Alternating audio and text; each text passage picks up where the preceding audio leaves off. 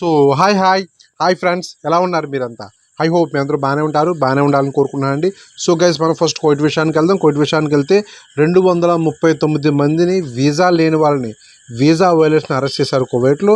Next 1 million క్యాప్టికాన్ pills drugs వీటిని అదుపులో తీసుకున్నారు కువైట్లో. నెక్స్ట్ అసభ్యకరమైన పదజాలంతో కువైట్ దేశాన్ని రాజును తిడుతూ సోషల్ మీడియాలో వీడియో పోస్ట్ చేసిన ఒక కువైతీ వ్యక్తి, ఆ వీడియో కాస్త వైరల్ అయింది, అతను అరెస్ట్ చేశారు. సో నెక్స్ట్ ఒక వ్యక్తి చాలా అర్జెంట్ అవసరం ఉందని చెప్పి 900 దినార్లు అప్పు తీసుకుని సో జంప్ చేయాలంటే స్విచ్ ఆఫ్ చేసుకుని, సో అప్పు ఇచ్చే ముందు 1-2 సార్లు చెక్ చేసుకోండి. ఎవరికి ఇస్తున్నాం, ఎందుకు ఇస్తున్నాం, అతను ఏంటి, బ్యాక్గ్రౌండ్ ఏంటి అనేది చూసుకుని అప్పు ఇవ్వండి.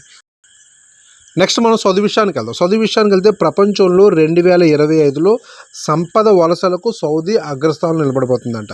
అంటే అత్యధిక ధనవంతులు కలిగిన దేశంగా సౌదీ ముందుకు రాబోతుంది. ఎందుకు రాదండి? సౌదీలోనే ఆయిల్, సౌదీలో నేచురల్ గ్యాస్, సౌదీలోనే క్రూడ్ ఆయిల్, మొత్తం అన్ని సౌదీలో దొరుకుతున్నాయి. సో కొత్త రిజర్వ్స్ దొరుకుతున్నాయి. మళ్ళీ గోల్డ్ కూడా సౌదీలో దొరికిందంట. సో ఇది ఇలా ఉంటే ఎందుకు రాదు? అగ్రస్థానంలో సౌదీ వస్తుంది.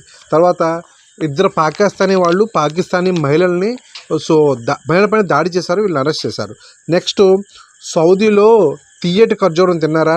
ఆ తియ్యటి ఖర్జూరం పండించే కార్మికుల జీవితాల్లో మనకు తీపిదనం ఉండదండి. చాలా చేదుగా ఉంటాయి కార్మికుల జీవితాలు.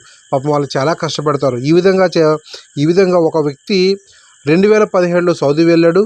సో అతను ఖర్జూరం తోటలో కార్మికుడిగా చేరాడు. రకరకాల సమస్యలతో ఖర్జూరం తోటలో కార్మికుడిగా చేరాడు. అతను ఇంతవరకు ఇంటికి తిరిగి రాలేదు. సో అతనికి ఇద్దరు ఆడపిల్లల బాధ్యత నిర్వర్తించడం కోసం అతను సౌదీ వెళ్ళి కష్టపడుతున్నాడు. సో తండ్రి ఇంటికి తిరిగి రాకపోయేసరికి ఇద్దరు పిల్లలు తల్లి వెళ్ళి తెలంగాణ ప్రజాభవన్లో వినతి పత్రం అందజేశారు. ఆ వ్యక్తిని ఇంటికి రప్పించాలని చెప్పి. నెక్స్ట్ మనం యుఏ విషయానికి వెళ్తే యుఏలో 9,800 మంది మిలినియర్స్ ఉండొచ్చు అని చెప్పి ఒక అంచనా అంట. నెక్స్ట్ దుబాయ్లో ఒక ఇండియన్ వ్యక్తి తన కూతురి బర్త్డేకి సో 10 కోట్ల విలువైన రోల్స్ రాయిస్ కార్ గిఫ్ట్ ఇచ్చాడంటండి. రోల్స్ రాయిస్ కారు 10 కోట్ల విలువైన గిఫ్ట్ తన కూతురికి. సో అందరూ ఇస్తారని ఎంతసేట్టుగా అంత గాలి. నేను నా కూతురికి అయితే ఒక ₹1,00,000 పెట్టి షేర్లు కొనిచ్చాను. ఆ షేర్లు కాస్త 1,00,000 కాస్త 2-3 లక్షలు అయింది. సో ఎవరు ఎంతసేట్టుగా అంత గాలి, అందరూ గిఫ్ట్లు ఇస్తారు, కానీ ఇతని సెట్కి బాగా గాలి ఎక్కువ ఉంటుంది. 10 కోట్ల విలువైన రోల్స్ రాయిస్ కార్ గిఫ్ట్ కూడా అంటే మామూలు విషయం కాదు. సో తర్వాత డాజ్ టోల్ గేట్ వద్ద చాలామంది కారు ఆపేసి కొంచెంసేపు వెయిట్ చేసి తర్వాత వెళ్తున్నారంటండి. దీనివల్ల ట్రాఫిక్ జామ్ అయ్యే అవకాశం ఉంది. ట్రాఫిక్ ఇబ్బంది పడుతుంది. పైగా ఈ టోల్ గేట్ ఫ్రీ అని అనౌన్స్ చేసిన తర్వాత వెళ్తున్నారంట వాళ్ళు. సో దీనివల్ల ట్రాఫిక్ ఇబ్బంది పడుతున్నారు. సో అందువల్ల వాళ్ళకి 500 dirhams ఫైన్ వేస్తారు. ఓకే, వామన్ విషయానికి వెళ్తే మినిస్ట్రీ ఆఫ్ ట్రాన్స్పోర్ట్ వారు కొత్త రోడ్ వర్క్స్ కోసం డీల్ సైన్ చేశారు. తర్వాత హైతమ్ బిన్ తారిక్ గారు ఇజ్రాయిల్ న్యూ ఇయర్ శుభాకాంక్షలు తెలియజేశారు. నెక్స్ట్ తుర్కీ బిన్ సయీద్ డ్యూల్ క్యారీవే సౌత్ అల్సర్కియా నుండి ఈ డ్యూల్ క్యారీవే ఓపెన్ చేసేశారు. ఓకే, బహ్రెయిన్ విషయానికి వెళ్తే బహ్రెయిన్ ట్రాఫిక్ అధికారులు క్రాక్డౌన్ నిర్వహించారండి.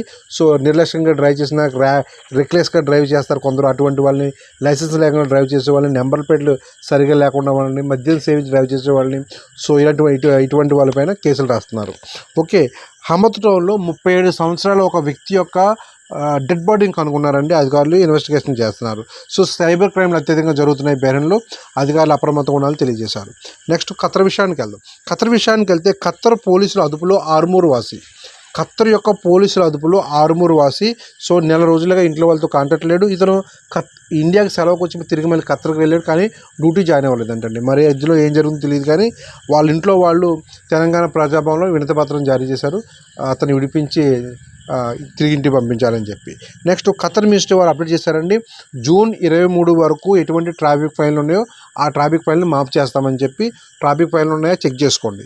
ఓకే, మొన్న యుద్ధం జరిగినప్పుడు ఇరాన్కి యుద్ధం జరిగింది కదా, చాలా ఫ్లైట్లు క్యాన్సిల్ అయిపోయాయి కదా. అయితే ఖత్తర్ ఎయిర్వేస్ వారు 151 ఫ్లైట్లని రద్దు చేశారు. ఒక 200 ఫ్లైట్లు ఏమో దారి మళ్లించారు. నెక్స్ట్ 4,600 మందికి హోటల్స్లో రూమ్స్ కూడా ఇచ్చారు ఈ ఫ్లైట్స్ క్యాన్సిల్ అవడం వల్ల. నెక్స్ట్ 35,000 మందికి భోజన వసతి కూడా కల్పించేది ఖత్తర్ ఎయిర్వేస్ వారు. సో గైస్, ఇదండి సంగతి. మనం నెక్స్ట్ వీడియోలో మళ్ళీ కలుద్దాం. సో రేపు సౌదీలో రీఎంట్రీ కోసం కొత్త అప్డేట్ వచ్చింది, దాని సంగతి రేపు చెప్తాను. Okay, bye.